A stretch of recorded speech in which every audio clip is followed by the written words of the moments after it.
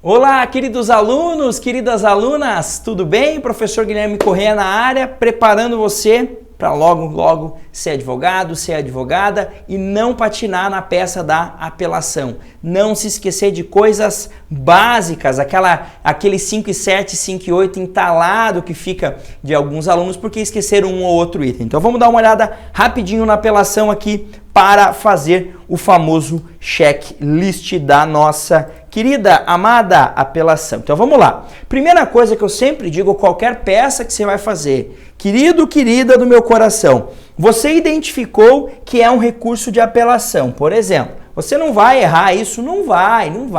Tem método para identificar a peça lá na frente do curso, relaxa, você não vai errar isso não se preocupa. Professor, eu sei que é uma apelação. Qual que é a primeira tarefa de casa? A primeira tarefa de casa é ler todos os dispositivos da apelação. É muita coisa, não é, gente? Olha lá, 1009 a 1014, 1009, 1010, 1011, 1012, 1013, 1014. 6 artigos. Se você acha que é demais ler 6 artigos para ser aprovado no exame de ordem, aí não é para você isso daqui, pode ir embora. Então tem que ler, tá? Agora, de todos esses dispositivos, eu quero que você grife alguns e faça algumas marcações nesses dispositivos que eu menciono, beleza? Então vamos comigo aqui, ó, tá? Ó, primeira coisa que você vai fazer, pega ali, ó, artigo 1009 da sentença, cabe apelação e grifa, tá? Em amarelo é para grifar, tá? E do 1009, você vai fazer uma flechinha aqui, ó, eu não consegui fazer a flechinha completa, então eu vou fazer agora. Você vai puxar uma flecha e vai fazer isso aqui, ó. Vai puxar uma flecha e vai fazer isso aqui, ó. Tá?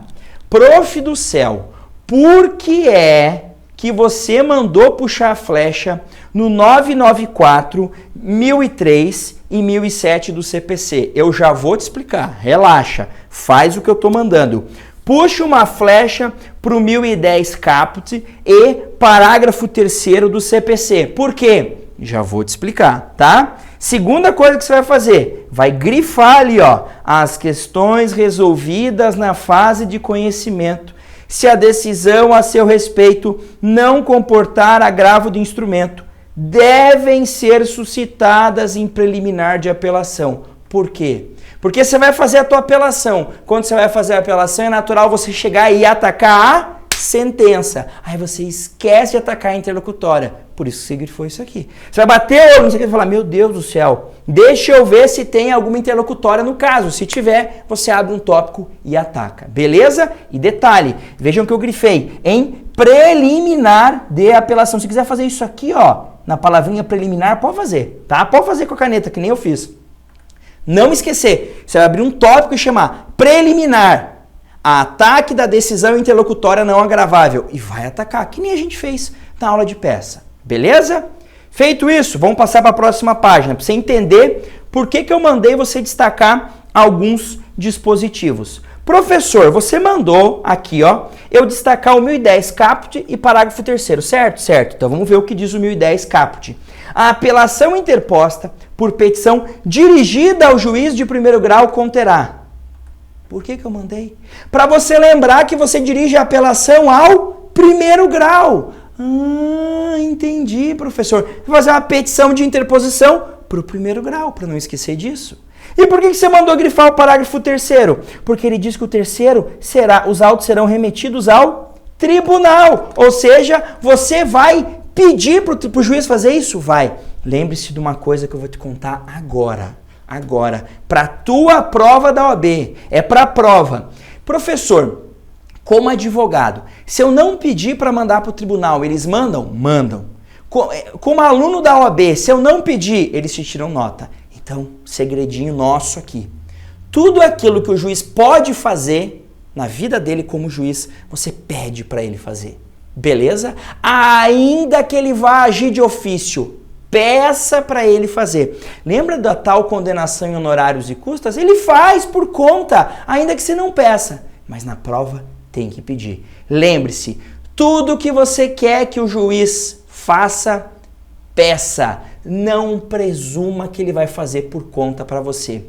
Para o examinador, quando você não pede, você está dizendo para o examinador, né, com esse seu sinal, o seguinte: examinador, eu nem sabia que tinha que ir para o tribunal. Então, se é para ir para o tribunal, peça para mandar, Por isso que eu mandei você grifar, né, destacar ali, né, o parágrafo 3º do 1010. Já vamos falar desses outros dispositivos. Então, esses daqui matamos, tá? Já vamos falar do 994, do 1003 e 1007, não se desespera, tá? Aí, olha o que eu mandei você fazer. Grifar o inciso 1 aqui, tá em amarelinho, tá? O inciso 2, o inciso 3 e o inciso 4. Por quê? Porque tudo isso tem que ter no seu recurso. Tem que ter nome e qualificação das partes. E aqui eu mandei você puxar uma flechinha e escrever artigo 105, parágrafo 2º e 3º, artigo 319, inciso 2 do CPC. Por quê? 105, parágrafo 2º e 3º é para falar do advogado. Então você tem que ler o 105, parágrafo 2º e 3º. 319, 2 é para fazer a qualificação da parte. Você vai fazer a qualificaçãozinha completa aqui.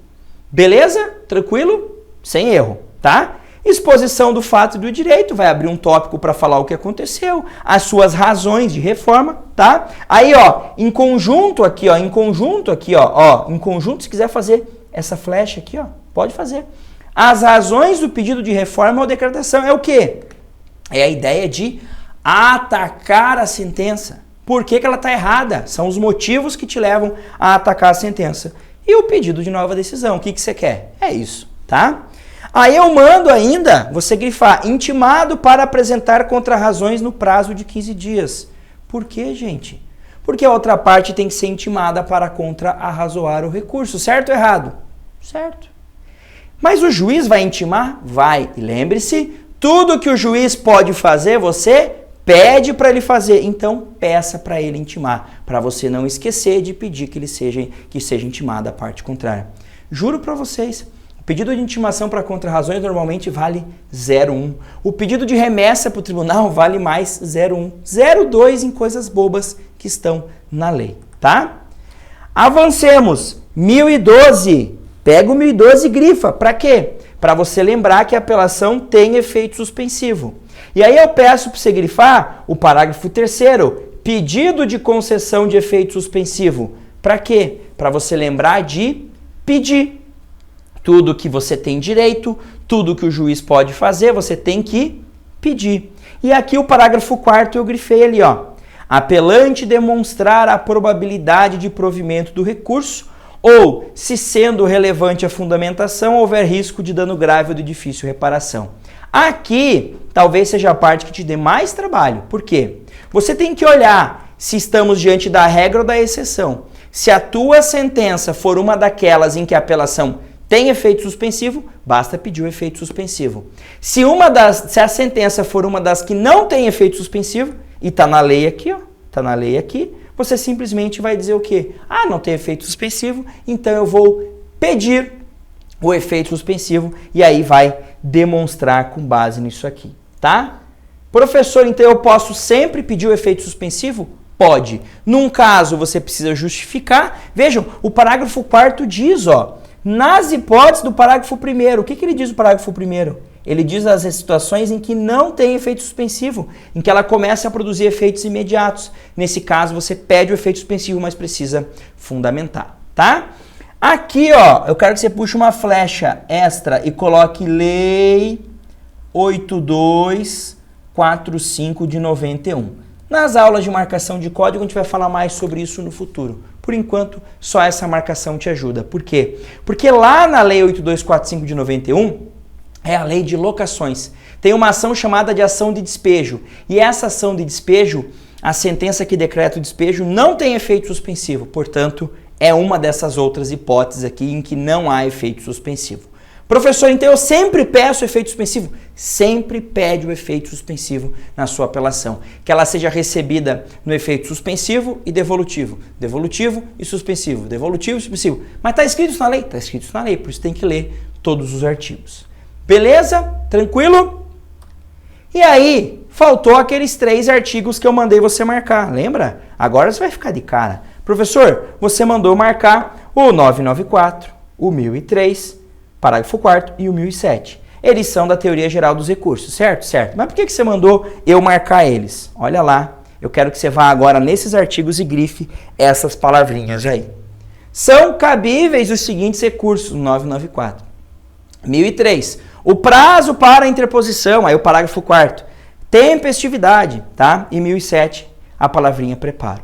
Por que que eu fiz isso? Para você lembrar que você tem que abrir um tópico para falar do cabimento, para falar da tempestividade, para falar do preparo e para colocar o teu recurso dentro do prazo, caso ele te dê elementos para isso, tá? Na prática da advocacia, você não precisa fazer um tópico para dizer que o teu recurso é tempestivo. Não precisa fazer isso. Você faz, mas não precisa. Aqui, se não fizer, perde nota. Não precisa fazer um tópico para dizer que o recurso é cabível. Aqui precisa. Não precisa dizer que está recolhendo as custas na prática. Tem que recolher. Aqui precisa. Então, para lembrar disso, grife essas palavrinhas que você não vai se esquecer. Cabível para falar do cabimento, prazo para pôr a sua peça dentro do prazo ou no último dia do prazo, olha para o enunciado. Tempestividade, para abrir um tópico sobre tempestividade e preparo para falar que está recolhendo as custas. Tem que fazer isso? Tem. Se não, ó, se você esquecer esses 4 itens aqui, ó, é meio ponto que você perde no mínimo na tua prova. Meio ponto para fazer o que a lei diz para fazer, bem facinho com essa marcação que eu te fiz. Beleza? A marcação você vai fazer só o que eu fiz, você não vai escrever nada no teu código. A única coisa que você pode escrever é isso que eu faço aqui, ó. Por exemplo, flechinha, por exemplo, isso aqui, ó, que eu fiz, ó, sem problema nenhum. Pode fazer, tá? Sem problema nenhum. Fechou? Tranquilo? Então, matamos o nosso checklist da apelação. Qualquer dúvida, manda um zap para mim. Você sabe, zap é coisa de velho falar, né? Mas pode mandar, minha mãe fala às vezes zap. E eu acho bacana, então eu tô falando para você também. Beleza? Um beijão, um abraço, até mais, bons estudos, qualquer coisa é só me chamar.